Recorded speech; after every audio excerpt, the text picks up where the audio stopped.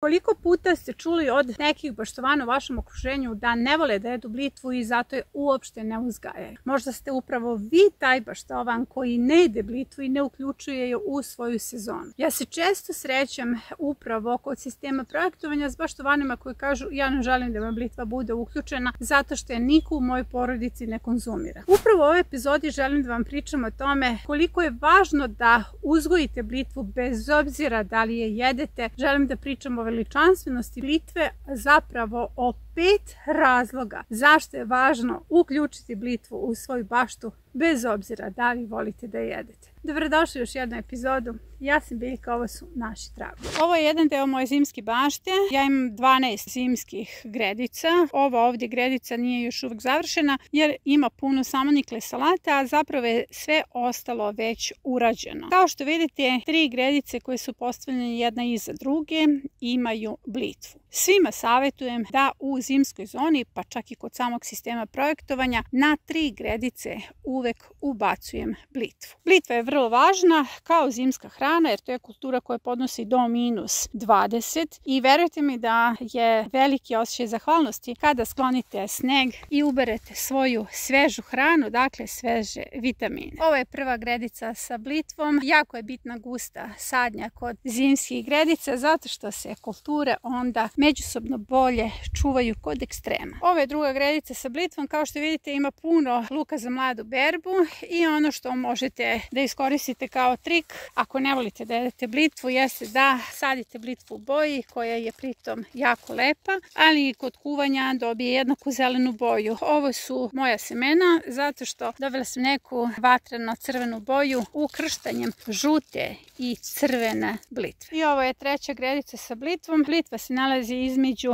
mrkve, kineskog kupusa, praziluka, ima tu salate i kelerabe. Ovo je jedna duga gredica podeljena na pola, već je bujna. Kineski kupus će završiti vegetaciju pa će blitva dobiti malo veći prostor. Blitvu također fantastično možete uzgojiti i u svakoj saksi i da onda na dohvat ruke imate hranu. Blitva je po programu uključena od samog početka do kraja sezone. Zapravo sejemo u rano proleće, presađujemo u rano proleće, ona je sastavni deo zone za brzi uzgoj i nakon toga ide u jesenju zonu, odnosno presađuje se u zimsku baštu. To znači da je blitva prisutna u kontinuitetu tokom cele sezone. Ali da li postoji razlika između prolećne blitve i one koja se nalazi u zimskoj zoni? Sejemo je u zimskom periodu, tamo negde već u januaru, kako bismo imali blitvu za zonu brzog uzgoja. Nakon toga savjetujem da sadnice blitve imate tokom čitave sezone jer se uvijek može ubaciti na neko slobodno mesto. Vodite računa, u pitanju je trajna kultura, dakle trajno ostaje na tom mestu čak 2 godine. Ovo je rano prolećna blitva u zoni brzog uzgoja. Hranila me čitave sezone i morate da znate da ovu blitvu rano proleće ubacujemo da bude hrana, ali da bude i zaštita. Od ranog proleća postavljaju se integralni sistemi zaštite i svuda gde je ubačena blitva, njena uloga jeste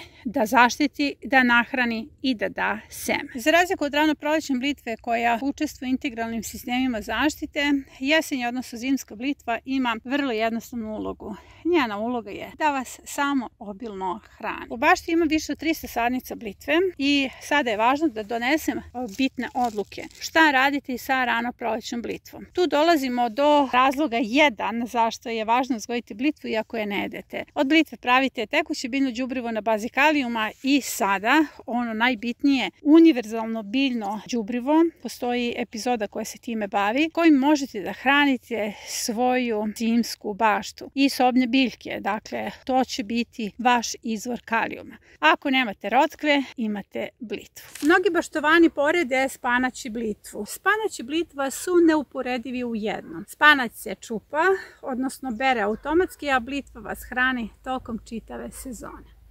Ja imam zaista puno blitve u svojoj bašti, padam u kategoriju onih koji vole da je gledaju, neguju i poklanjaju. Blitva u mojoj bašti povezuje bukvalno sve zone. Kao što vidite, ovdje je blitva ispod samih paprika kao letnja zona. Gleda ispred na zimsku zonu, tu je kineski kupus, salate, lukovi i blitva, a ovdje pored nalazi se jesenja zona, a blitve se nalaze također uz nju. Blitva i spanać ne mogu da se porede iz dva razloga. Blitva je glavna kultura, spanać kultura za brzi uzgoj. Blitvu ne možete nikada da posijete tamo gdje ste planirali. Spanać posebno ne kada je u pitanju projekat Trag biljke. S druge strane, blitva spada u one kulture koje mogu da vas spase od gladi. Pogledajte tu epizodu, jer tu sam iznala 5 biljaka koje zaista mogu da vas spasu u situaciji da nemate nikakvih prihoda, a da morate da posijete baštu, pritom nemate čak ni znanje. Blitva se za razliku od spanaća reže. Vi možete da imate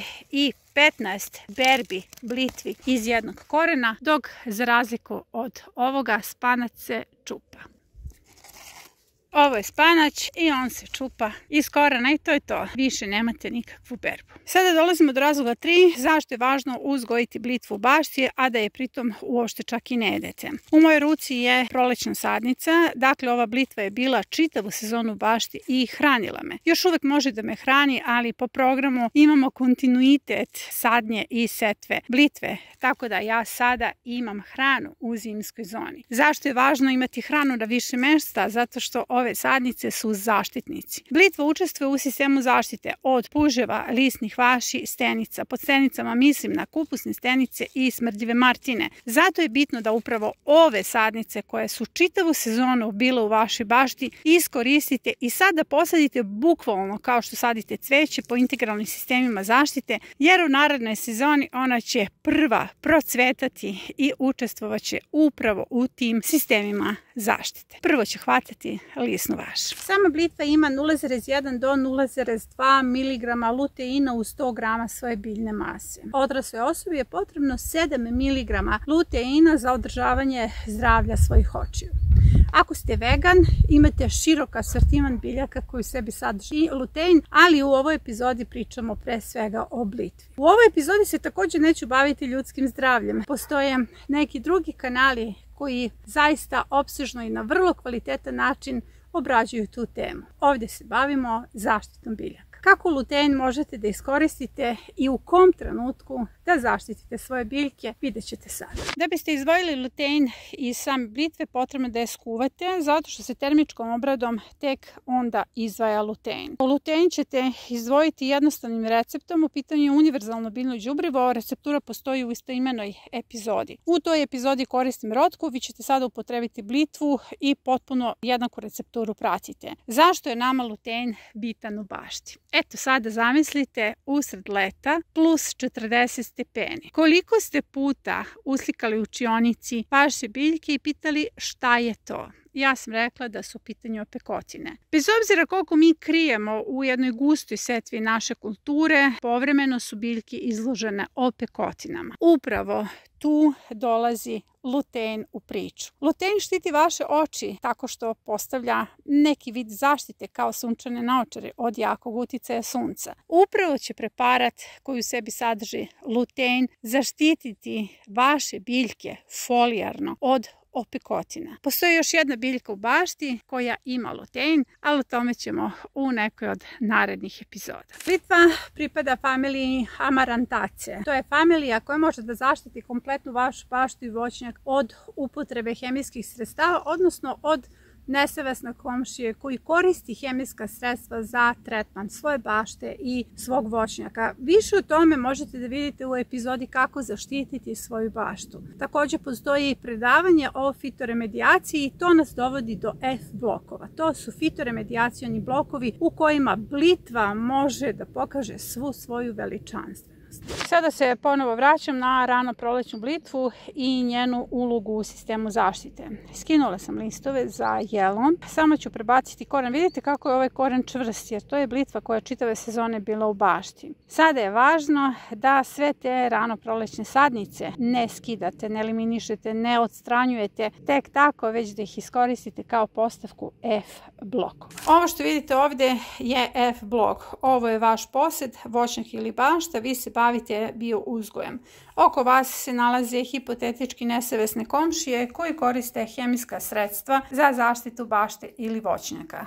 Vaš posed je ugrožen. Zato je bitno da iskoristite upravo tu ranoprolećnu blitvu, te korenove koje biste verovatno sada bacili, da ih rasporedite po ivicama vaše bašte. Više detalja na predavanju i u toj epizodi koju sam sad više puta spomenula. Korenove sadite na ivici poseda na metar razmaka, to je sasvim dovoljno da pokupe sva ta hemijska sredstva, zato što su u pitanju čistači vašeg poseda. Dakle, oni se nalaze upravo kao F blokovi, vidite svuda, je okruženo vaše imanje. Možete lako da održavate posed tako što ćete da kosite između tih sadnica, one će izrasti kao visoki grmovi. Ne smete da jedete tu blitvu i njena uloga nije da vas nahrani, već njena uloga jeste da vas zaštiti.